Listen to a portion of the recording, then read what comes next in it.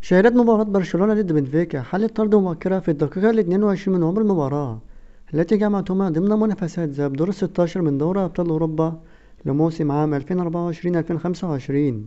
على ملعب النور بالعاصمة البرتغالية لشبونة. وتلقى موكو بارسي لاعب برشلونة بطاقة حمراء مباشرة في الدقيقة 22 بعد عرقلة على طريقة البلاي ستيشن لمهاجم بنفيكا بالفتيس وهو في طريقه إلى المرمى. ويقام لقاء العودة بين برشلونة وبنفيكا يوم الثلاثاء 11 مارس المقبل في إسبانيا لتحديد المتأهل للربع النهائي، ويلتقي الفائز من مجموع المباراتين مع المتأهل بمباراة بروسيا دورتموند وليل.